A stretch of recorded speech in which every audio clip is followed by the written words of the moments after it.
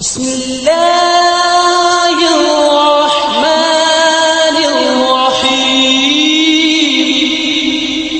تمام قسم کی تعریف و توصیف، حمد و ثنا، بڑائی اور بزرگی اس اللہ رب العالمین کے لیے لائق و زیبا ہے جس نے ہم تمام انسانوں کو اس دنیا فانی کے اندر پیدا کیا اور ہم سب کے رشد و ہدایت، رہبری اور رہنمائی کے لیے انبیاء کرام کو بھیجتا رہا۔ بے شمار درود و سلام نازل ہو انبیاء کرام پر، خصوصاً اللہ کے آخری نبی جناب محمد الرسول اللہ صلی اللہ علیہ وسلم پر، ان کے جملہ متبعین، اصحاب اور صالحین پر۔ حاضرین جمعہ، میرے اسلامی بھائیوں، نوجوانوں، بزرگوں اور ساتھیوں اور بچوں اور خواتین اسلام،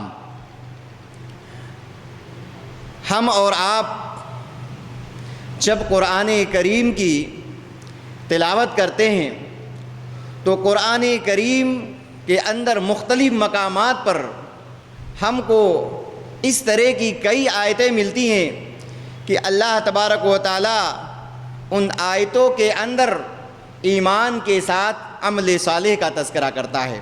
جہاں پر ایمان کا تذکرہ ہوتا ہے وہیں پر اللہ رب العالمین عمل صالح کا بھی تذکرہ کرتا ہے، جس سے معلوم ہوتا ہے کہ ایمان اور عمل صالح یہ دونوں لازم ملزوم ہیں، دونوں کا ایک دوسرے کے ساتھ بہت زیادہ گہرا رشتہ ہے۔ اگر ایک انسان کے پاس ایمان ہے لیکن عمل صالح نہیں ہے تو اس کا ایمان بیکار ہے، اور اگر ایک انسان کے پاس اعمال صالحہ ہیں لیکن اس کا ایمان صحیح نہیں ہے، وہ پکا سچا مومن نہیں ہے، تو اس کا وہ عمل بیکار ہے۔ ایمان کے ساتھ عمل صالح کا ہونا ضروری ہے اور عمل صالح کے ساتھ ایمان کا بھی ہونا ضروری ہے۔ ہم اور آپ اس بات کو اچھی طرح سے جانتے ہیں کہ قیامت کے دن کچھ لوگ بے عملی کی وجہ سے کچھ دیر کے لیے جہنم کے اندر داخل کر دیے جائیں گے۔ یہ بات ہم اور آپ اچھی طرح سے جانتے ہیں۔ اسی لیے میرے بھائیوں، قرآن کریم اس بات کا بار بار اعلان کر رہا ہے کہ لوگوں ایمان لے آؤ، عمل صالح کرو، تم جنت میں داخل کر دیے جاؤ گے، تمہاری دنیا بھی سدھر جائے گی اور تم اخروی زندگی میں بھی کامیاب ہو جاؤ گے، تم جنت کے اندر ہمیشہ ہمیش رہو گے، اس کے اندر جو چیز تم چاہو گے تمہیں وہ چیز موجود ملے گی، تمہیں تمہارے رب کا دیدار نصیب عطا کیا جائے گا، تمہارے رب کا دیدار تمہیں کرایا جائے گا۔ اللہ تبارک و تعالیٰ نے قرآن کریم کے اندر فرمایا والذین آمنوا وعملوا الصالحات اولئک اصحاب الجنۃ هم فیہا خالدون، کہ جو لوگ ایمان لائے اور عمل صالح کیے وہی لوگ جنتی ہیں اور وہ اس میں ہمیشہ ہمیش رہیں گے۔ دیکھیے اس آیت کریمہ کے اندر اللہ نے ایمان کے فوراً بعد عمل صالح کا تذکرہ کیا۔ اسی طریقے سے سورہ عصر پڑھیے، اللہ نے فرمایا والعصر ان الانسان لفی خسر الا الذین آمنوا وعملوا الصالحات وتواصوا بالحق وتواصوا بالصبر۔ قسم ہے زمانے کی، بے شک انسان خسارے میں ہے سوائے چار لوگوں کے، جو لوگ ایمان لائے اور عمل صالح کیے۔ دیکھیے یہاں پر بھی اللہ رب العالمین ایمان کے فوراً بعد عمل صالح کا تذکرہ کر رہا ہے۔ تو خلاصہ کلام یہ میرے بھائیوں کہ ایک انسان کے اندر ایمان بھی ہونا چاہیے اور ایمان ہونے کے ساتھ ساتھ عمل صالح بھی ہونا چاہیے۔ جب ایک انسان کے اندر یہ دونوں چیزیں پائی جائیں گی تو انسان آخرت میں کامیاب ہو جائے گا، اللہ تعالیٰ اسے جنت نصیب عطا کرے گا۔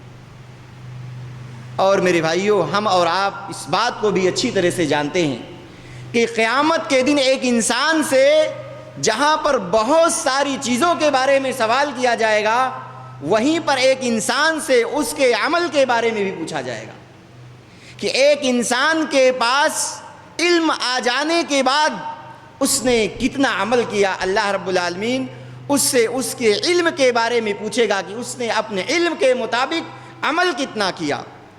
اللہ کے رسول جناب محمد الرسول اللہ صلی اللہ علیہ وسلم کی حدیث، آپ نے فرمایا لا تزول قدم ابن آدم یوم القیامت من عند ربی حتی یسأل عن خمس، کہ قیامت کے دن ابن آدم کے قدم اللہ کے سامنے سے اس وقت تک نہیں ہٹ سکتے جب تک کہ وہ 5 سوالوں کا جواب نہ دے دے۔ جب تک وہ 5 سوالوں کا جواب نہیں دے گا تب تک وہ اللہ کے سامنے سے ہٹ نہیں سکتا۔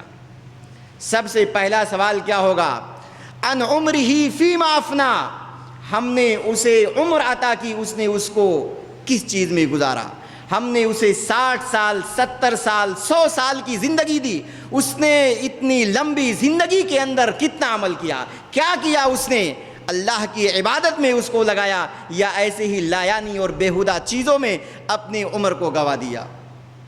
ان عمرہ فیما افنا۔ دوسرا سوال ہوگا وعن شبابہ فیما ابلا، ہم نے اس کو جوانی عطا کیا تھا، اس نے اپنی جوانی کا استعمال کن چیزوں میں کیا؟ اپنی جوانی کے ایام میں اس نے اللہ کی عبادت کی یا نہیں کی، یا اس نے ایسے ہی بیکار میں اپنی جوانی کو گزار دیا؟ اسی لیے کہا گیا ہے اللہ کے رسول صلی اللہ علیہ وسلم کا حدیث، آپ نے فرمایا کہ 7 لوگ جنہیں اللہ کے عرش کے نیچے سایہ نصیب ہوگا قیامت کے دن، اس میں سے ایک نوجوان بھی ہوگا، شاب نشا فی عبادت اللہ، وہ نوجوان بھی ہوگا جس نے اپنی جوانی کو اللہ کی عبادت میں گزار دیا۔ تو جوانی کے بارے میں میرے بھائیوں دوسرا سوال ہوگا، اور تیسرا اور چوتھا سوال وَمَالِهِ مِنْ أَيْنَ اكْتَسَبَهُ وَفِيمَا أَنْفَقَهُ، اللہ تعالیٰ مال کے بارے میں پوچھے گا کہ تم نے مال کو کہاں سے کمایا، حلال طریقے سے کمایا یا حرام طریقے سے کمایا؟ من أَيْنَ اكْتَسَبَهُ۔ پھر چوتھا سوال ہوگا وَأَيْنَ أَنْفَقَهُ، کمایا تو اس کو خرچ کہاں کیا؟ اچھے کاموں میں خرچ کیا یا ادھر ادھر عیاشی اور فحاشی کے کاموں میں اس نے اس کو اڑا دیا؟ اس کے بعد پانچواں سوال ہوگا علم کے بارے میں کہ اس نے علم کے مطابق کتنا عمل کیا۔ اس کے پاس علم آیا، اس نے سنا کہ نماز پڑھنا چاہیے، یہ سن کر اس نے نماز پڑھا یا نہیں پڑھا؟ اس نے سنا کہ زکوٰۃ ادا کرنی چاہیے، اس نے سن کر زکوٰۃ ادا کیا یا نہیں کیا؟ اس نے سنا کہ استطاعت ہو جانے کے بعد حج بیت اللہ کرنا چاہیے، پیسہ آ جانے کے بعد، دولت آ جانے کے بعد، استطاعت ہو جانے کے بعد اس نے حج بیت اللہ کیا یا نہیں کیا؟ علم کے بارے میں سوال ہوگا کہ اس کے پاس جو نالج پہنچی اس کے مطابق اس نے کتنا عمل کیا۔ تو میرے بھائیوں قیامت کے دن عمل کے بارے میں بھی پوچھا جائے، اس لیے کہ انسان کو آگاہ رہنا چاہیے۔ اب آئیے ہم دیکھتے ہیں کہ ایک انسان بے عملی کا شکار کیوں ہو جاتا ہے، اس کے اسباب کیا ہیں اور اس کا علاج کیا ہو سکتا ہے۔ آج میرے خطبے کا موضوع یہی ہے، عمل سے دوری، اسباب و علاج، کہ ایک انسان عمل سے دور کیوں ہو جاتا ہے، اس کے اسباب کیا ہیں، اس کے ریزن کیا ہیں اور اس کا علاج کیا ہو سکتا ہے۔ عمل سے دوری کا میرے بھائیوں سب سے پہلا سبب شیطان کا فتنہ ہے۔ شیطان کا فتنہ ہے، شیطان انسان کے پیچھے لگا ہوا ہے،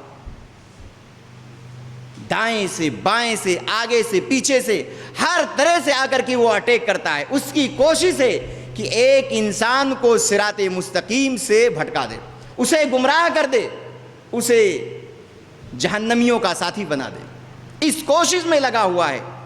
اور میرے بھائیوں اس نے تو اللہ سے اسی دن وعدہ کر لیا تھا جس دن اللہ تعالیٰ نے اسے جنت سے نکالا تھا۔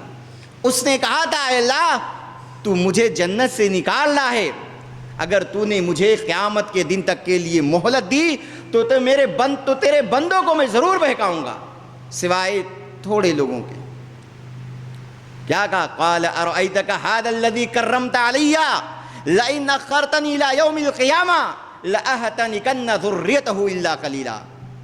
کہا تو نے جو ایک انسان کو مجھ پر فضیلت دے رکھی ہے، برتری دے رکھی ہے، اگر تو نے مجھے قیامت کے دن تک کے لیے مہلت دی تو میں اس کی ذریت کو ضرور بہکاؤں گا، ضرور گمراہ کروں گا، سوائے چند لوگوں کے۔ کچھ تیرے بندے ایسے ہوں گے جنہیں میں نہیں گمراہ کر پاؤں گا، کوشش بھی کروں گا پھر بھی نہیں گمراہ کر پاؤں گا۔ میرے بھائیو، شیطان نے یہ وعدہ کیا تھا، آج شیطان اپنے مقصد میں کامیاب ہے، آج اکثر لوگوں کو اس نے گمراہ کر کے رکھ دیا ہے۔ آج دیکھیے میرے بھائیو، کتنے لوگوں کے اندر عمل کی کوتاہی پائی جا رہی ہے۔ آج اپنے مسجدوں کا آپ جائزہ لے لیجئے، آپ کی مسجدوں میں 5 وقت کی نمازوں میں کتنے نمازی ہوتے ہیں، کتنے مصلی ہوتے ہیں، آپ اپنی مسجدوں کا جائزہ لے لیجئے۔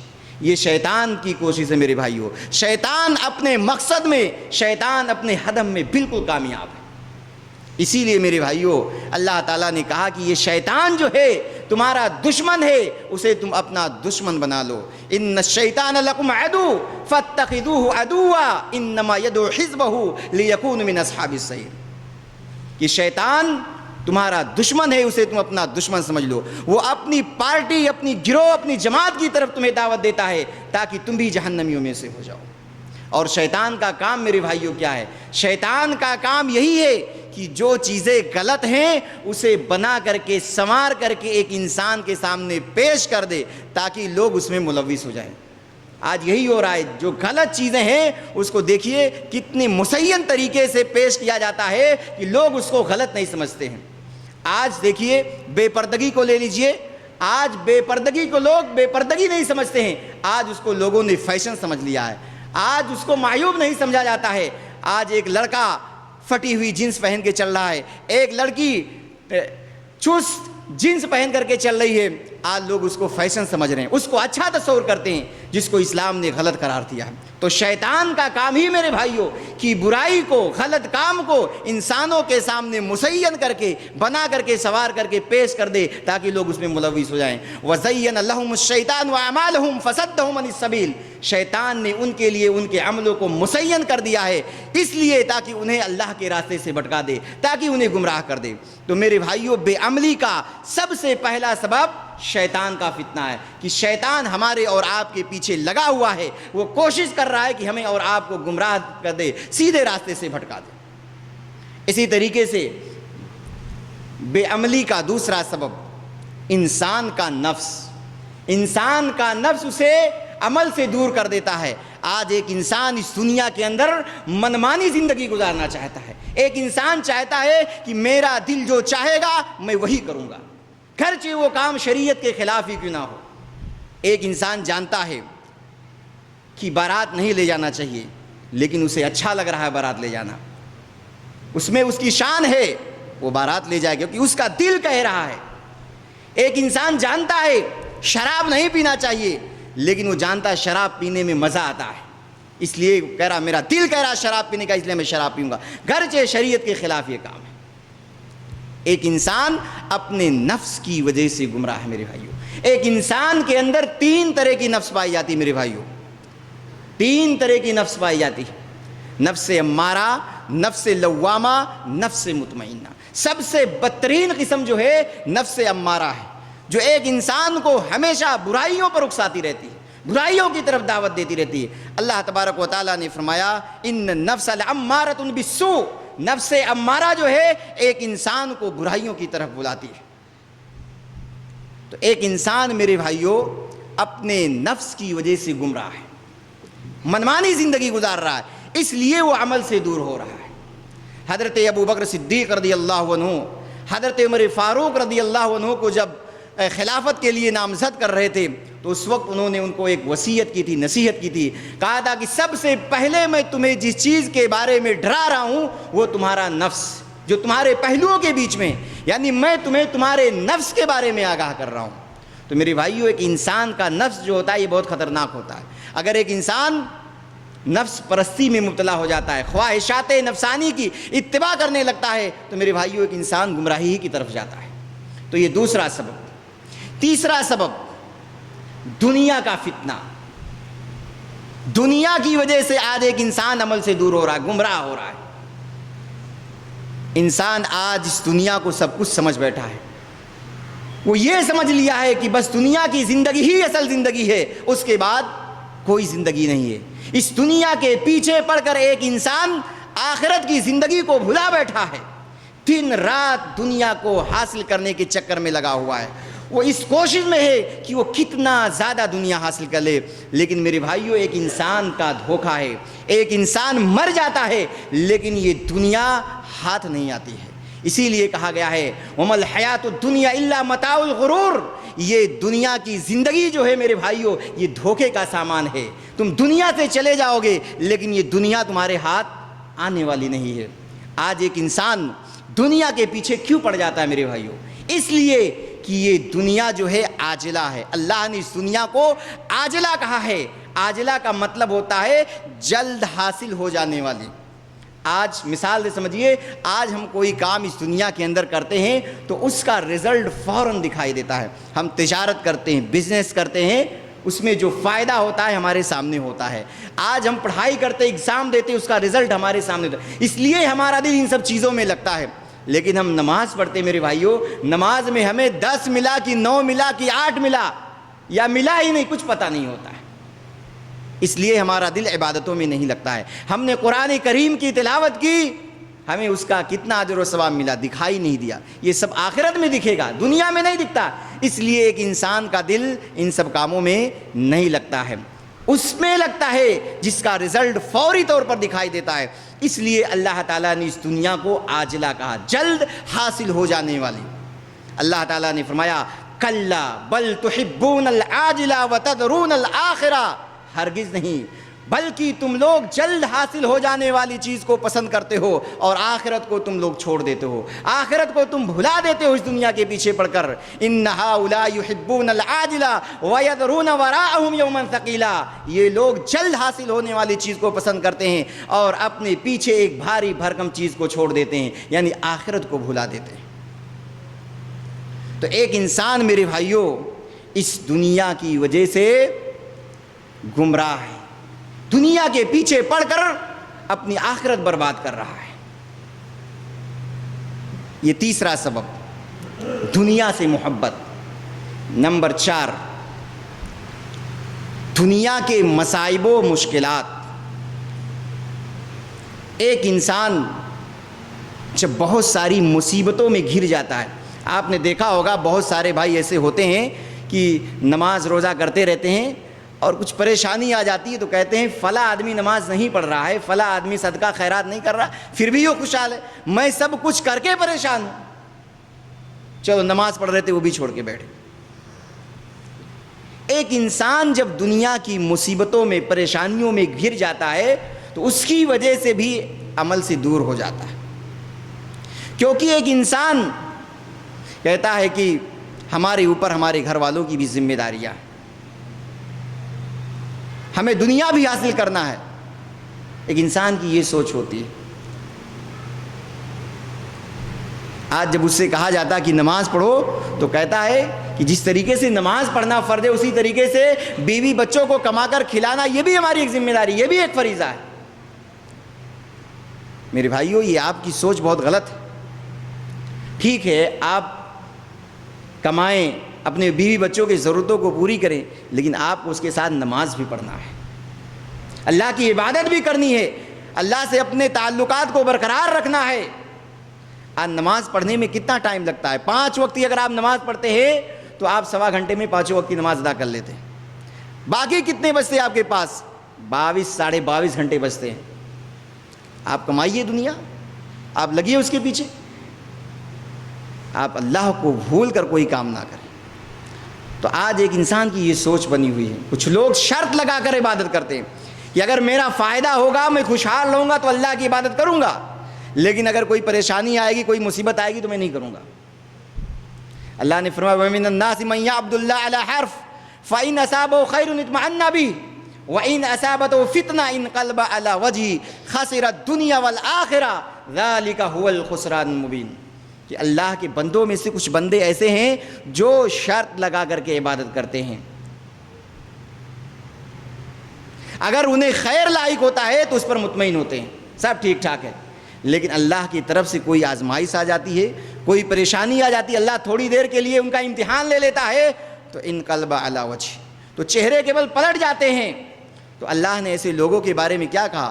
خاسر الدنیا والآخرہ، ایسے آدمی کے لیے دنیا اور آخرت دونوں کا خسارہ، اس کی دنیا بھی گئی اور اس کی آخرت بھی برباد ہوگی۔ ذالک هو الخسران المبین، اور یہ تو بہت کھلا ہوا خسارہ، نقصان، بہت بڑا گھاٹا ہے۔ تو دنیا کے مصائب و مشکلات کی وجہ سے میرے بھائیوں ایک انسان عمل سے دور ہو جاتا ہے، جب اس پر پریشانیاں آتی ہیں تو وہ عمل کرنا چھوڑ دیتا ہے۔ نمبر 5، صرف اور صرف اللہ سے امید لگا کر کے بیٹھ جانا۔ کچھ لوگوں کی یہ سوچ ہوتی ہے، وہ کہتے ہیں کہ اللہ نے پیدا کیا ہے، اللہ تعالیٰ ہمیں روزی دے گا، امید لگا کے بیٹھ جاتے ہیں۔ ظاہر سی بات ہے جب ایک انسان کی یہ سوچ ہوگی، امید لگا کر گھر میں بیٹھا رہے گا تو پریشان ہی ہوگا، آسمان سے من و سلوہ تھوڑی نہ نازل ہوگا۔ اللہ پر امید لگانے کے ساتھ ساتھ، اللہ پر بھروسہ کرنے کے ساتھ ساتھ کوشش بھی کرنی پڑے گی، اسباب کو بھی اختیار کرنا پڑے گا، تو آپ کو رزق ملے گی۔ آپ نے پرندہ دیکھا ہوگا، پرندے اپنے گھونسلے میں بیٹھ کر روزی حاصل نہیں کرتے ہیں، وہ پرندے اپنے گھونسلوں سے باہر نکل کر کے جا کر کے اپنی روزی کو تلاش کرتے ہیں، اور جب وہ شام میں واپس ہوتے ہیں تو شکمسیر ہوتے ہیں۔ تو اسی طریقے سے ایک انسان کو اللہ سے امید بھی لگانا ہے اور اس کے ساتھ ساتھ اسباب کو بھی اختیار کرنا۔ اگر کوئی امید لگا کر بیٹھ جائے گا تو پریشانی ہوگا، خوشحال نہیں رہے گا، پریشانی رہے گا، دونوں کام کرنا پڑے گا۔ معاذ بن جبل رضی اللہ عنہ بیان کرتے ہیں، کہتے ہیں کہ ایک مرتبہ میں اللہ کے رسول صلی اللہ علیہ وسلم کے ساتھ سفر میں تھا اور آپ کی سواری پر سوار تھا۔ اللہ کے رسول صلی اللہ علیہ وسلم نے ان سے سوال کیا، کہا اے معاذ، کیا تمہیں معلوم ہے کہ اللہ کا حق بندوں پر کیا ہے اور بندوں کا حق اللہ پر کیا ہے؟ تو دیکھیے صحابی رسول ہیں، ان کا جواب سنیے۔ آج ہمارے اور آپ کے اندر یہ چیز نہیں پائی جاتی۔ آج اگر ہم سے اور آپ سے کوئی سوال پوچھتا ہے، کوئی بات پوچھتا ہے، تو ہم سوچتے ہیں اگر ہم نے نہ کہہ دیا یا ہم نے کہہ دیا کہ ہمیں اس کا علم نہیں ہے تو سوچتے ہیں کہ ہماری بے عزتی ہو جائے گی۔ آج ہر آدمی فتویٰ دیتے ہوئے چل رہا ہے، ہر آدمی ہر بات کا جواب دے رہا ہے۔ دیکھیے صحابی رسول، ان کے علم کا آپ کو اندازہ ہوگا، صحابی رسول ہیں، وہ کہتے ہیں کہ اللہ اس کے رسول بہتر جانتے ہیں، وہ جاننے کے باوجود بھی کہتے ہیں اللہ اس کے رسول ہی بہتر جانتے ہیں۔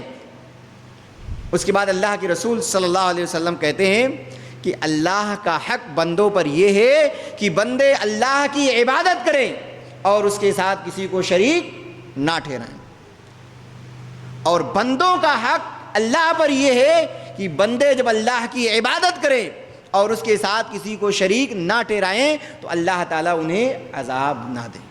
یہ بندوں کا حق اللہ پر ہے۔ تو معاذ بن جبل رضی اللہ عنہ کہنے لگے، اے اللہ کے رسول صلی اللہ علیہ وسلم، کیا میں لوگوں کو اس کی بشارت دے دوں؟ کیا میں یہ بات لوگوں کو بتا دوں؟ اللہ کے رسول صلی اللہ علیہ وسلم نے کہا، نہیں معاذ، ایسی غلطی مت کرنا، لوگوں کو مت بتانا، ورنہ لوگ اسی پر بھروسہ کر کے بیٹھ جائیں گے۔ جیسے آج ہمارے بہت سارے بھائی سوچتے ہیں ہم تو بس توحید والے ہیں، جنت ہمیں فری میں مل جائے گی، چاہے نماز پڑھیں یا نہ پڑھیں، روزہ رکھیں یا نہ رکھیں، ہم تو توحید والے ہیں، ہم جنت میں چلے جائیں گے۔ نہیں میرے بھائی، تو اسی لیے اللہ کے رسول صلی اللہ علیہ وسلم نے کہا کہ مت بتانا، ورنہ لوگ بھروسہ کر کے بیٹھ جائیں گے، یہ ہمارا تو ایمان صحیح ہے، ہم تو جنت میں جائیں گے۔ تو صرف امید لگا لینے کی وجہ سے میرے بھائیوں کہ انسان عمل سے دور ہو جاتا ہے۔ تو یہ 5 اسباب ہیں جس کی وجہ سے ایک انسان عمل سے دور ہوتا ہے۔ اب آئیے ہم اس کا علاج بھی دیکھتے ہیں۔ عمل سے دوری کا سب سے پہلا علاج میرے بھائیوں کہ اگر ایک انسان کے اندر کوتاہی پائی جا رہی ہے، بے عملی کا شکار ہو گیا ہے، تو اس کو سب سے پہلے یہ کام کرنا ہے کہ وہ اللہ سے دعا مانگے، اللہ سے دعا کرے کہ اللہ تو میری اصلاح کر دے، ہمیں عمل صالح کرنے کی توفیق عطا فرما۔ اپنے دل کی ثابت قدمی کے لیے اللہ سے دعا کرے۔ اللہ کے رسول جناب محمد رسول اللہ صلی اللہ علیہ وسلم دعا کیا کرتے تھے۔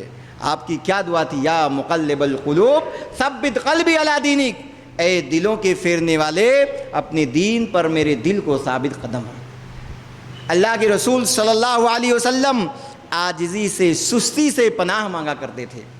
اللہم انی اعوذ بک من الہم والحزن والعجز والکسل والبخل والجبن وضلع الدین وغلبۃ الرجال۔ کئی چیزوں سے اللہ کے رسول صلی اللہ علیہ وسلم نے اس دعا کے اندر پناہ مانگی ہے، اسی میں سے ایک عاجزی اور سستی ہے کہ اللہ میں عاجزی اور سستی سے پناہ چاہتا ہوں۔ اللہ کے رسول صلی اللہ علیہ وسلم اپنے نفس کے تزکیہ کے لیے، اپنے دل کی پاکی کے لیے اللہ سے دعا کیا کرتے تھے، اللہم آتی نفسی تقواہا وزکہا انت خیر من زکاہا انت ولیہا ومولاہا۔ اے اللہ تو میرے نفس کو تقوی عطا کر، اس کو پرہیزگار بنا دے۔ اللہم آتی نفسی تقواہا وزکہا انت خیر من زکاہا، اللہ اس کو تو پاک صاف کر دے، تو بہترین پاک و صاف کرنے والا ہے۔ انت ولیہا ومولاہا، تو اس کا ولی اور مالک ہے۔ تو نفس کی تزکیہ کے لیے، اپنے دل کی صفائی کے لیے اللہ کے رسول صلی اللہ علیہ وسلم دعا مانگا کرتے تھے۔ اسی طریقے سے اللہ کے رسول صلی اللہ علیہ وسلم 4 چیزوں سے پناہ مانگا کرتے تھے۔ وہ 4 چیزیں کون سی ہیں؟ اللہم انی اعوذ بک من علم لا ینفع، اے اللہ میں تیری پناہ چاہتا ہوں ایسے علم سے جو نفع بخش نہ ہو۔ اللہم انی اعوذ بک من علم لا ینفع ومن قلب لا یخشع، اور ایسے دل سے جس کے اندر تیرا ڈر نہ ہو، تیرا خوف نہ ہو۔ وَمِن نَفْسٍ لَا تَشْبَعْ، اور ایسے نفس سے جو آسودہ نہ ہوتی ہو، جس کا پیٹ نہ بھرتا ہو۔ وَمِن دَعْوَةٍ لَا يُسْتَجَابَ لَهَا، اور ایسی دعا سے جو تیرے دربار میں قبول نہ ہوتی ہو۔ 4 چیزوں سے اللہ کے رسول صلی اللہ علیہ وسلم پناہ مانگا کرتے تھے۔ تو میرے بھائیوں، کہنے کا مقصد یہ ہے کہ آپ اللہ سے دعا مانگیں، اے اللہ تو ہمیں عمل صالح کرنے کی توفیق عطا فرما، ہمارے دل کو اپنے دین پر تو ثابت قدم رکھ، ہمارے اندر سے جو کاہلی ہے، سستی ہے، اللہ تعالیٰ اس کو ختم کر دے۔ یہ پہلا علاج میرے بھائی۔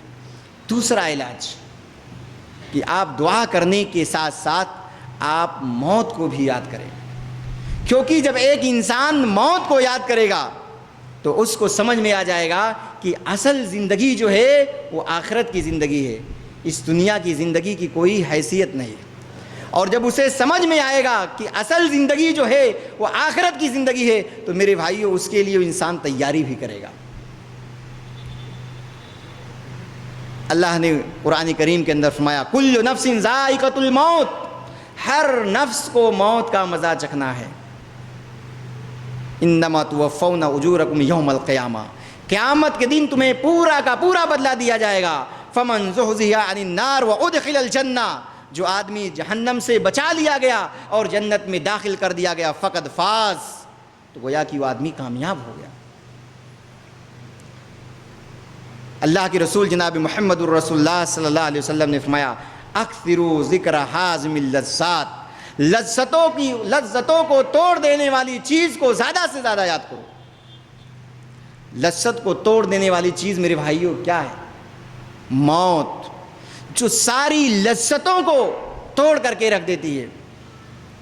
آپ دیکھتے ہوں گے میرے بھائیوں کہ ایک انسان اس دنیا کے اندر کوئی پھل کھاتا ہے، پھل ختم ہو جاتا ہے، لیکن کھانے والا نہیں ختم ہوتا۔ کوئی بھی چیز ایک انسان کھاتا ہے، کھانے والی چیز وہ ختم ہو جاتی ہے، لیکن کھانے والا ختم نہیں ہوتا ہے۔ لیکن موت ایک ایسا کڑوا جام ہے کہ جو موت کا مزہ چکھتا ہے وہ نہیں بچتا ہے۔ اللہ کے رسول صلی اللہ علیہ وسلم نے فرمایا، لذتوں کو توڑ دینے والی چیز کو زیادہ سے زیادہ یاد کرو۔ موت لذتوں کو کیسے توڑ دیتی ہے میرے بھائیوں؟ ایک انسان ہے جس کی یہ خواہش ہے کہ میرے پاس ایک اچھا گھر ہو اور میں اس میں چین کے ساتھ، سکون کے ساتھ زندگی گزاروں۔ اب اس گھر کو بنانے کے لیے ایک انسان دن رات محنت کر کے پیسے حاصل کرتا ہے اور پھر وہ گھر بناتا ہے، بہت محنت کر ڈالتا ہے۔ بہت محنتوں کے بعد ایک انسان کی ایک حویلی تیار ہوتی ہے، ایک گھر تیار ہوتا ہے، اور گھر بن کر کے تیار ہوتا ہے، اور وہ سوچتا ہے آج کی رات میں اس گھر میں گزاروں گا۔ لیکن وہ رات نہیں آتی ہے، اس سے پہلے وہ اس دنیا سے چلا جاتا ہے۔ اسی کو کہا گیا اکثر ذکر حازم اللذات، لذتوں کو توڑ دینے والی چیز کو زیادہ سے زیادہ یاد کرو۔ موت دنیا کی ساری لذتوں کو توڑ کر رکھ دیتی ہے۔ ہماری اور آپ کی بہت لمبی لمبی پلاننگ ہوتی ہے، پلاننگ کرتے ہیں، وہ چیز پوری بھی ہوتی ہے، لیکن اس سے فائدہ نہیں اٹھا پاتے، اس سے پہلے دنیا سے چلے جاتے ہیں۔ تو موت کو یاد کریں میرے بھائیوں. جب آپ موت کو یاد کریں گے تو آپ کے اندر عمل کرنے کا جذبہ پیدا ہوگا. یہ دوسرا علاج. تیسرا علاج، آپ آخرت کے بارے میں سوچیں. آپ یہ سوچیں کہ آخرت بہتر ہے اور وہ ہمیشہ ہمیشہ باقی رہنے والی ہے. آخرت کی جو زندگی ہے وہ ختم ہونے والی نہیں ہے، وہ ہمیشہ ہمیشہ باقی رہے گی. یہ دنیا کی زندگی چند دنوں کی زندگی ہے، یہ دنیا کی زندگی فانی ہے، ہمیشہ ہمیشہ باقی رہنے والی نہیں. آپ اپنی یہ سوچ بنائیں کہ آخرت بہتر ہے اور وہ ہمیشہ ہمیشہ باقی رہنے والی. اللہ تعالیٰ نے قرآن کریم کے اندر فرمایا بل تؤثرون الحیات الدنیا والآخرۃ خیر وابقیٰ، بلکہ تم دنیاوی زندگی کو ترجیح دیتے ہو اور آخرت کی زندگی جو ہے بہتر ہے اور باقی رہنے والی ہے. میرے بھائیوں، اس دنیا کی حیثیت کیا ہے؟ اللہ کے رسول صلی اللہ علیہ وسلم نے فرمایا کہ جیسے ایک سمندر ہے، اللہ کے نزدیک اس دنیا کی حیثیت کیا ہے آپ اس حدیث سے اندازہ لگا سکتے ہیں. اللہ کے رسول صلی اللہ علیہ وسلم نے فرمایا کہ ایک سمندر ہے، اس سمندر کے اندر ایک انسان اپنی انگلی کو ڈبوئے اور ڈبانے کے بعد اس کو نکالے اور دیکھے کہ اس کے انگلی پر کتنا پانی لگتا ہے. اللہ کے نزدیک جو اس انگلی پر پانی لگا ہوا ہے اس سے بھی زیادہ کم اس دنیا کی حیثیت ہے میرے بھائی. اس دنیا کی کوئی حیثیت نہیں میرے بھائی. تو آپ آخرت کی فکر کریں، یہ تیسرا علاج. چوتھا علاج، آپ اپنا محاسبہ کریں، اپنا جائزہ لیں. آپ پورا دن جو گزارتے ہیں شام ہونے کے بعد آپ اپنا محاسبہ کریں. آپ دیکھیں کہ آج 24 گھنٹے کے اندر ہم نے کتنی بار اللہ کو یاد کیا، ہم نے کتنی نمازیں پڑھی، ہم نے کتنا اچھا کام کیا. اپنے وقت کا جائزہ لیں میرے بھائی، محاسبہ کریں. آپ دیکھیں کہ میں اپنے رب کے پاس جانے والا ہوں، میرے پاس کوئی تیاری ہے یا نہیں. میں اپنے رب سے ملنے والا ہوں، میرے پاس نیکیاں ہیں یا نہیں، یا خالی ہاتھ جانے والا ہوں. آج میرے بھائیو، ہمیں اور آپ کو جب سفر کرنا ہوتا ہے تو ہم اس کی بھرپور تیاری کرتے ہیں. ٹکٹ نکالتے ہیں، کپڑے رکھتے ہیں، کھانے پینے کی چیزیں رکھتے ہیں، جو بھی سفر کے اندر جو بھی چیزیں ضرورت کی ہوتی ہیں سب چیزوں کو آپ تیار کرتے ہیں، پھر اپنا سفر شروع کرتے ہیں. تو میرے بھائیو، یہ زندگی ایک سفر ہے اور ہمیں ایک منزل تک پہنچنا ہے. تو جس منزل تک آپ کو پہنچنا ہے اس منزل کے لیے آپ نے کیا تیاری کر رکھی؟ آپ اپنا محاسبہ کریں، جائزہ لیں. اللہ نے مومنوں کو خطاب کرتے ہوئے فرمایا یا ایھا الذین آمنوا اتقوا اللہ ولتنظر نفس ما قدمت لغد واتقوا اللہ ان اللہ خبیر بما تعملون. کہ اے لوگوں جو ایمان لائے ہو، اللہ سے ڈرو اور چاہیے کہ ہر نفس دیکھے کہ اس نے کل کے لیے کیا بھیج رکھا ہے. کل سے مراد کیا ہے؟ آخرت، قیامت کے لیے اس نے کیا بھیج رکھا ہے. اللہ کے رسول صلی اللہ علیہ وسلم نے فرمایا کہ جو آدمی یہ چاہتا ہو کہ وہ دیکھے کہ اللہ کے پاس اس کے لیے کیا رکھا ہوا ہے، تو اس کو چاہیے کہ دیکھے کہ اللہ کے لیے اس کے پاس کیا رکھا ہوا ہے. اللہ کے لیے اس کے پاس کیا رکھا ہوا ہے، یعنی اللہ سے ملنے کے لیے اس نے کیا تیاری کر رکھی. تو میرے بھائیوں، ایک انسان کو اپنے نفس کا محاسبہ کرنا چاہیے. جب ایک انسان اپنے نفس کا محاسبہ کرے گا تو اسے احساس ہوگا کہ ہمارے پاس کتنی نیکیاں ہیں اور کتنے گناہ ہیں، خود بخود وہ عمل کرنے لگے گا. اسی طریقے سے میرے بھائیوں، ہمیں اور آپ کو نیکیوں کی قدر کرنی چاہیے. ہم کسی بھی نیکی کے کام کو حقیر نہ سمجھیں. راستے میں کوئی تکلیف دہ چیز پڑی ہوئی ہے، آپ اس کو ہٹا دیں. آپ اپنے مسلمان بھائی سے ملیں، مسکرا کر ملیں، یہ بھی صدقہ ہے، یہ بھی نیکی کا کام ہے. میرے بھائیوں، یہ نیکیاں ہی آخرت میں کام آنے والی ہیں. یہ چھوٹی چھوٹی نیکیاں جو ہیں آپ کو جہنم کے عذاب سے بچا لیں گی. آپ جانتے ہیں کہ جس کے نام اعمال کا پلہ بھاری ہوگا وہی عیش و عشرت کی زندگی میں ہوگا، لیکن جس کے نام اعمال کا پلہ ہلکا ہوگا وہ کہاں ہوگا؟ وہ جہنم میں ہوگا، اس کا ٹھکانہ حاویہ ہوگا. فَأَمَّا مَنْ ثَقُلَتْ مَوَازِينُهُ فَهُوَ فِي عِيشَةٍ رَاضِيَةٍ وَأَمَّا مَنْ خَفَّتْ مَوَازِينُهُ فَأُمُّهُ هَاوِيَةٌ. جس کے نام اعمال کا پلہ وزنی ہوگا، بھاری ہوگا، وہ عیش و عشرت کی زندگی میں ہوگا، لیکن جس کے نام اعمال کا پلہ ہلکا ہوگا اس کا ٹھکانہ حاویہ ہے، جہنم میں، وہ جہنم میں جائے گا. تو میرے بھائیوں، نیکیوں کو آپ حقیر نہ سمجھیں. جو بھی آپ سے ہو سکے نیکی کا کام آپ کرتے رہیں، یہی نیکیاں ہی آپ کے کام آنے والی. اسی طریقے سے میرے بھائیوں، آپ اپنے وقت کی قدر کریں. آپ کے پاس خالی اوقات ہیں تو آپ اس کا استعمال اچھی چیزوں میں کریں. آج میرے بھائیوں ہم اپنے وقت کی قدر نہیں کرتے ہیں۔ آج ہمارے پاس خالی اوقات ہوتے ہیں تو ہم اپنا خالی وقت کہاں گزارتے ہیں؟ ہوٹلوں پر گزارتے ہیں، دوستوں کے ساتھ بیٹھ کر گپ سڑاکے میں گزار دیتے ہیں، کچھ بھی نہیں ہے تو آج موبائل ہے میرے بھائیوں، ہر آدمی موبائل میں اپنا وقت پاس کرتا ہے، فیس بک، واٹس ایپ، یوٹیوب، گوگل، ان ساری چیزوں میں اپنا وقت ضائع کر دیتا ہے، بیکار کی چیزیں دیکھ دیکھ کر اپنا وقت ضائع کر دیتا ہے۔ نہیں میرے بھائیوں، آپ کے پاس وقت ہے تو آپ اپنے وقت کی قدر کریں۔ آپ یوٹیوب دیکھنے کے بجائے آپ قرآن کریم کی تلاوت کریں، آپ علماء کے بیانات سنیں، آپ دینی مجلسوں میں جا کر کے بیٹھیں، آپ اپنے وقت کی قدر کریں۔ اللہ کے رسول جناب محمد الرسول اللہ صلی اللہ علیہ وسلم نے فرمایا کہ دو نعمتیں ایسی ہیں کہ جس کے بارے میں اکثر لوگ غفلت میں پڑے ہوئے ہیں، نعمتان فیہما مبغون کثیر من النار الصحت والفراغ۔ ایک صحت یابی، اللہ نے آپ کو تندرستی دی ہے تو اس تندرستی میں آپ اللہ کی عبادت کریں، اپنی اس صحت کو اچھے کاموں میں استعمال کریں۔ دوسرا خالی اوقات ایک انسان ضائع کر دیتا ہے، اس کو اچھے کام میں استعمال کریں، وقت کی قدر کریں میرے بھائی۔ اسی طریقے سے میرے بھائیوں، ایک انسان کو اپنی گناہوں سے توبہ کرنا چاہیے، کیونکہ ایک انسان خطا کار ہے، غلطیاں انسانوں ہی سے ہوتی ہیں۔ ایک انسان سے اگر غلطی ہو گئی، چوک ہو گئی تو اللہ سے معافی مانگ لے، کیونکہ ایک انسان گناہ پہ گناہ کرتے جاتا ہے تو اس کے دل پر سیاہ نقطے پڑتے رہتے ہیں میرے بھائیوں، یہاں تک کہ ایک انسان جب گناہ کو نہیں چھوڑتا ہے، ترک نہیں کرتا ہے تو اس کا پورا دل سیاہ ہو جاتا ہے۔ لیکن اگر گناہ کرنے کے بعد اللہ سے پکی سچی توبہ کر لیتا ہے تو وہ جو کالے دھبے ہوتے ہیں وہ مٹ جاتے، ختم ہو جاتے ہیں۔ اللہ کے رسول جناب محمد الرسول اللہ صلی اللہ علیہ وسلم نے فرمایا ان العبد اذا اذنب ذنبا كانت نقطة سوداء فان تاب ونزع واستغفر سقل قلبه۔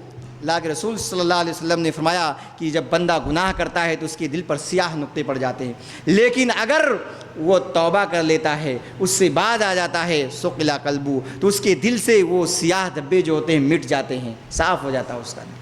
تو میرے بھائیوں، گناہوں سے معافی مانگتے رہیں۔ اسی طریقے سے میرے بھائیوں، آپ اللہ رب العالمین نے جو کچھ آپ کو دیا ہے، اللہ کی دی ہوئی نعمتوں کی شکر گزاری کریں، ناشکری نہ کریں۔ اللہ نے آپ کو جو کچھ عطا کیا ہے آپ اس پر اللہ کی شکر گزاری کریں۔ اللہ کے رسول جناب محمد رسول اللہ صلی اللہ علیہ وسلم کو دیکھیں، حضرت عائشہ صدیقہ رضی اللہ عنہ بیان کرتی ہیں، کہتی ہیں کہ اللہ کے رسول صلی اللہ علیہ وسلم رات میں اٹھ کر تہجد پڑھتے تھے اور لمبا لمبا قیام کرتے تھے، یہاں تک کہ آپ کے پیر میں سوجن آ جایا کرتا تھا۔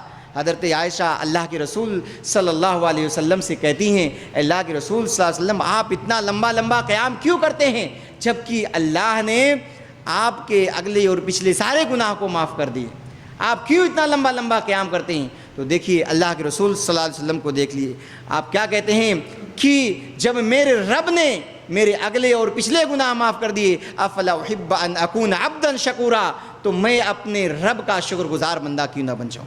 جب میرے رب نے مجھے اتنی نعمتیں عطا کی ہیں تو میں اپنے رب کی دی ہوئی نعمت کی شکر گزاری کیوں نہ کروں؟ تو میرے بھائیوں، اللہ نے آپ کو جو کچھ دیا ہے آپ اس کی شکر گزاری کریں۔ جب آپ اللہ کی دی ہوئی نعمتوں کی شکر گزاری کریں گے تو آپ اچھے عمل کی طرف جائیں گے، آپ کے اندر ناشکری نہیں پیدا ہوگا، آپ اللہ کی دی ہوئی نعمتوں کی ناقدری نہیں کریں گے۔ اسی طریقے سے میرے بھائیوں، اللہ رب العالمین کا اپنے اندر خوف پیدا کریں اور اس کے ساتھ ساتھ اللہ سے امید بھی لگا کر کے رکھیں۔ ایک انسان کو اللہ سے ڈرنا بھی چاہیے، لیکن اس کے ساتھ ساتھ ایک انسان کو اللہ سے امید بھی لگا کر رکھنا چاہیے۔ حدیث قدسی ہے، اللہ تبارک و تعالیٰ کہتا ہے کہ میں اپنے بندوں کے لیے ایک ساتھ دو چیزیں اکٹھا نہیں کر سکتا، خوف اور امن ایک ساتھ دونوں چیزیں اکٹھا نہیں کر سکتا۔ اگر دنیا کے اندر میرا بندہ خوف زدہ ہوگا تو آخرت میں اسے امن عطا کر دوں گا، اور اگر اس دنیا کے اندر وہ امن میں ہوگا تو میں اسے آخرت میں خوف میں مبتلا کر دوں گا۔ تو کہنے کا مقصد یہ ہے کہ آپ اپنے اندر اللہ کا خوف بھی پیدا کریں اور اس کے ساتھ ساتھ اللہ کی رحمت کی امید بھی لگا کر رکھیں۔ تو میرے بھائیو، یہ چند باتیں تھیں عمل سے دوری، اسباب و علاج کے متعلق۔ اللہ رب العالمین سے دعا ہے کہ اللہ رب العالمین ہم تمام لوگوں کے اندر جو عمل کی کوتاہی پائی جا رہی ہے، اللہ رب العالمین اس کوتاہی کو دور کر دے، ہم سب کو عمل صالح کرنے والا بنا دے، کتاب و سنت کے مطابق زندگی گزارنے والا بنا دے۔ آمین و آخر دعوانا الحمدللہ رب العالمین۔